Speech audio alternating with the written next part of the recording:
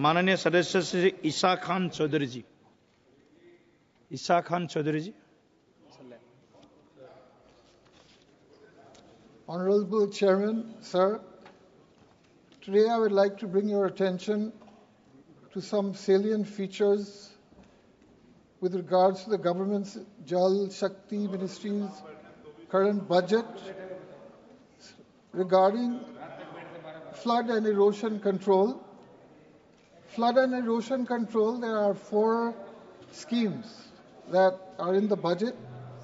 Flood, number 1, flood. Number 2, flood management programs. Number 3, flood management and border areas programs. And the 4th category is river basin management.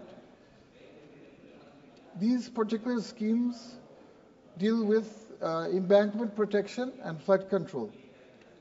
I want to compare the effectiveness of this year's budget by comparing the current budget allocation of the Narendra Modi-led NDA government to the budget allocation during the time of the last UPA government. Here are some vital conclusions.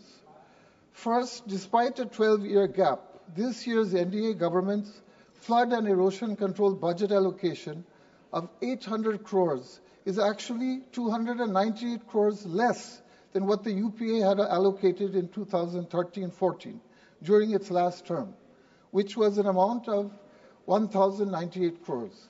This is not just a reduction, Chairman, sir. It is a deliberate cut in funds in absolute terms on river and coastal flood control and embankment spending throughout our nation. Second, the cost of disaster mitigation has skyrocketed due to inflation. And in the last decade, our nation is facing more natural disasters, more floods, and more erosion due to the worsening impact of climate change. Yet, against all logic, the Modi government has slashed flood and erosion control budgets instead of increasing them. Factoring in inflation, the 1,098 crores that the UPA government allocated in 2013 is worth nearly 2,000 crores today. But instead of increasing investments in disaster management, the NDA has cut it down to a meager 800 crores. This is a letdown of vulnerable communities, especially in states like Assam and Bengal, where people lose their homes, farmlands, and entire villages to riverbank erosion and floods every year. Honorable Chairman, sir, I'll now shift my discussion to my home state of West Bengal. Here are the most important facts about Bengal. First of all, about 42% of West Bengal is flood prone, which makes it one of the most flood-affected states in our country. Flood satellite maps show that the worst affected areas in West Bengal, with a total of 19.69 lakh hectares affected, are first Purba Bardwan, then Murshidabad, Purba Bindipur, Hooghly, and Malda. Second, I would like to share some numbers provided by the Ministry of Jal Shakti to an unstart question in the Rajya Sabha from 2023.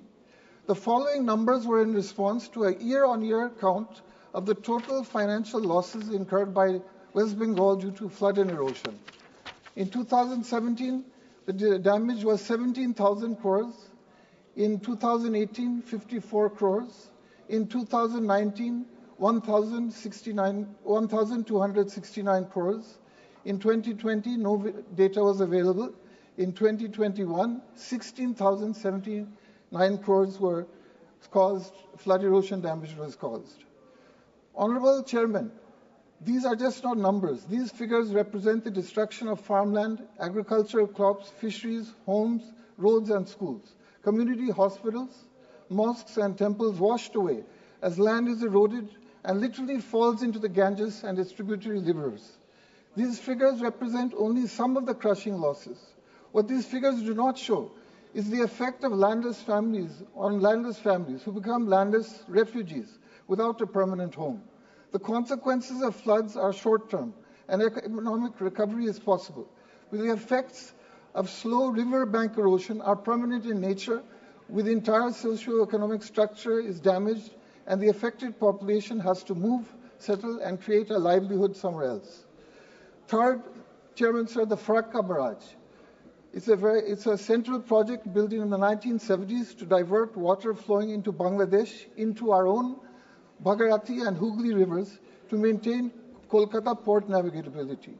This project is directly responsible for worsening the erosion crisis in districts like Malda and Murshidabad, where my parliamentary constituency of Malda Dakshin lies.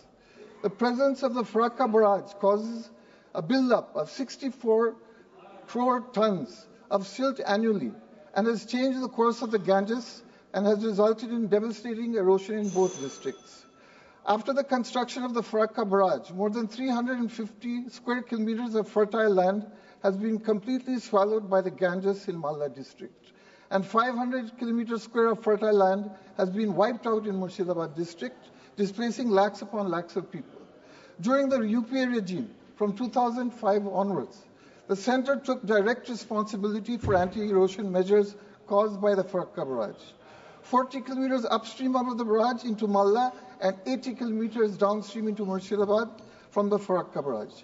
This is shown by the UPA government's allocation of 214 crores in the 2013-14 budget that was given to the Farakka barrage. The current NDA government has abandoned this policy, which is shown by this year's small allocation of 69 crores. Please conclude. Please give me 2 minutes, Speaker. No. 1 minute to conclude. While the centre boasts of providing West Bengal with funding of 1,051 crores, 0.96 crores under the flood management program component of FMBAP, let us dissect reality. Out of the 17 projects sanctioned for West Bengal, only 4 have received funds amounting to a meager 42.8 crores, which is less than 1% of the promised allocation. This is a drop in the ocean when compared to the devastation endured by the people of Bengal. What about the remaining projects, 13 projects? Where is the timeline for their completion? Funds are announced for optics, but not dispersed in time. Projects are sanctioned, but never see the light of day. In conclusion, Honourable Chairman, sir, in the Finance Minister's speech of this year's budget, she states that the budget continues NDA government's continued efforts to secure inclusive development and that the government wants the growth of all regions through Sabka Vikas. However, the budget allocation of the Jal Shakti Ministry for flood and erosion control measures across the nation paints a different picture with a seeming indifference and neglect towards millions of people who face destructive power of river erosion. Honourable Member, 50 Sri seconds, 30 N.K. seconds. Premchandranji. The facts are clear and the numbers are N.K. undeniable. Premchandranji. The government in India under the